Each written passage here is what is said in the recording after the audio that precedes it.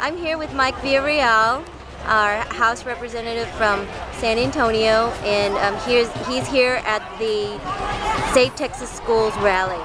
Mike, why are you here?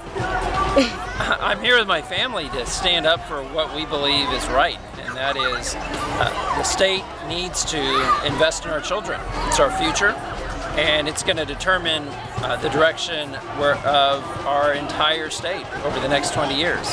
Now, there are quite a few folks that maybe do not understand what is happening, or can you sort of encapsulate what is happening and where we are right now?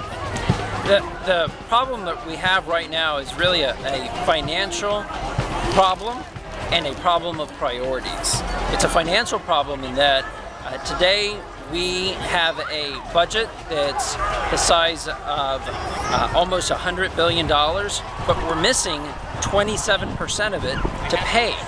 And the problem of priorities is that currently the governor and Republicans who control the legislature want to make cuts in education. We believe those are the wrong priorities, and unless parents and concerned citizens raise their voices and come to rallies like this, the legislature will not do the right thing. Now, there are some folks that when they were asked to go to this rally, they said, what's the point? Look at what they're doing in Wisconsin. Look at what they've done. Is there any hope? Can we change this situation? I do believe that we can. I have children writing to me, parents, neighbors, telling me to prioritize education and find a balanced way to balance this budget. I believe if parents and concerned citizens and kids all over the state raise their voices, call into their state legislators, and if those legislators listen to them, then the right decisions will be made. I honestly believe that. I've seen it before. I'm so really energized by the crowd here today. I have never seen this kind of outpouring for any cause in the last 11 years I've served in the legislature. So I am hopeful, but we need to keep it up. We need to keep the pressure up, because ultimately, if the legislature does not prioritize education, if it doesn't balance this budget in a balanced way, then we got to hold them accountable come election time. Are there any signs of hope? Are you hearing from any of your Republican colleagues that they are on the fence and need some help in making a decision? Yes, and you know, I certainly don't want to paint all my Republican colleagues with the same brush.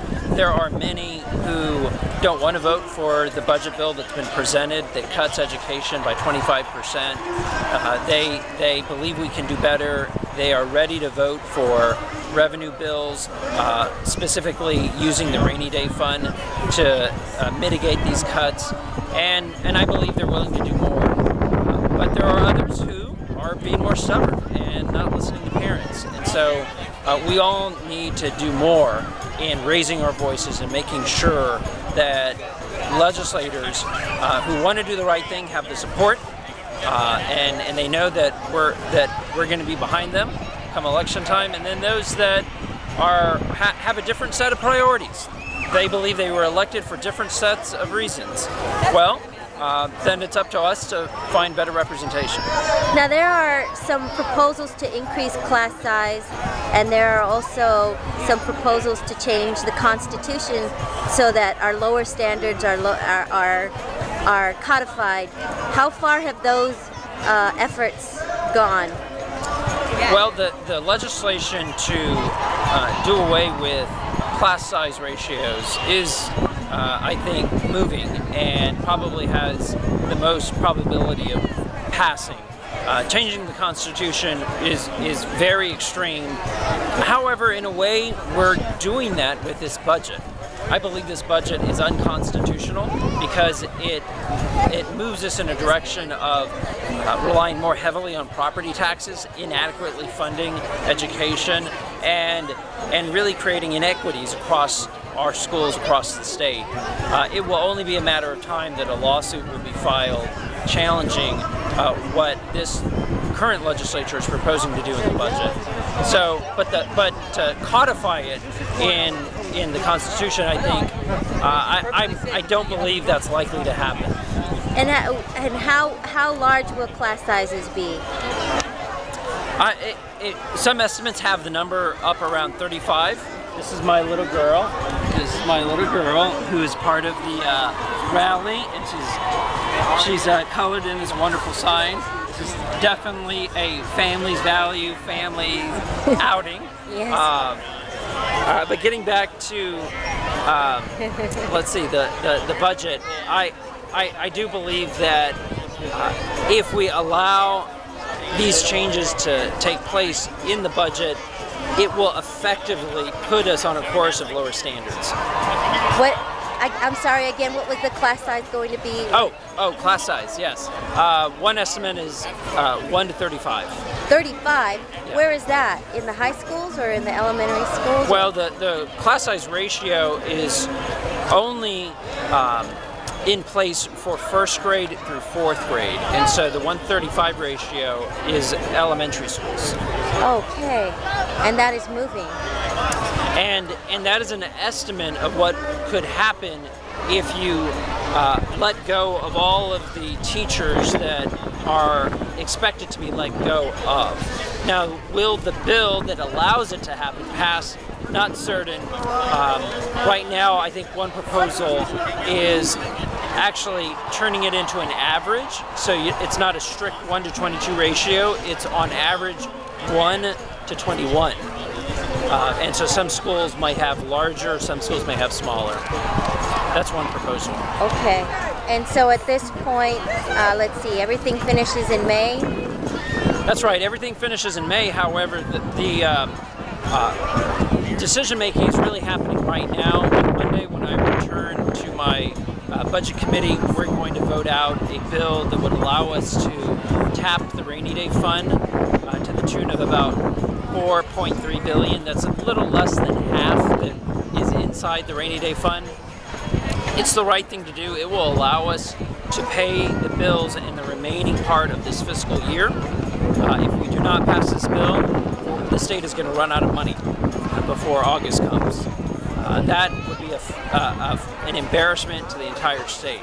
So we need to pass this bill. But let me tell you, there are folks that actually believe that we should not pass this bill, and the governor is among them. Okay. Well, are there any words of hope that you have for parents, or what can parents do at this point? Well, I already feel the impact of that people are having on their legislators. And so people are calling in, writing in, the news coverage has been intense, and I believe legislators are beginning to see the train wreck, both in terms of the human consequences of passing this kind of budget, but also the political consequences. I had a conversation with a senior colleague in the Republican Party who kind of went through all the dominoes that would fall that would really be ultimately hard on his party. And so, you know, my colleagues are seeing how this is not good for the state, but it's also not good for their political careers. And so we got to keep the pressure on. Look, ultimately, we just want our colleagues, whether they're R's or D's, we need all of them to prioritize education and do the right thing. And ultimately, I believe that means balancing this budget in a balanced way.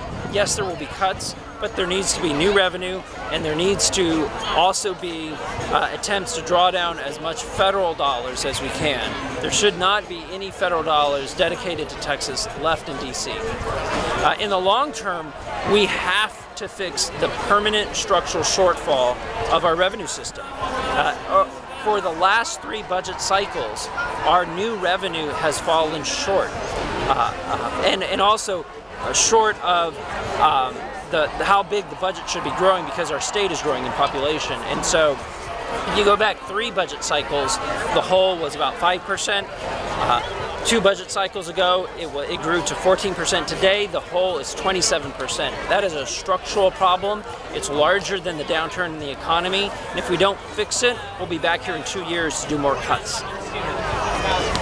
Okay, well, thank you, Mike, for your Sure. time. Yeah, thank you. Enjoy the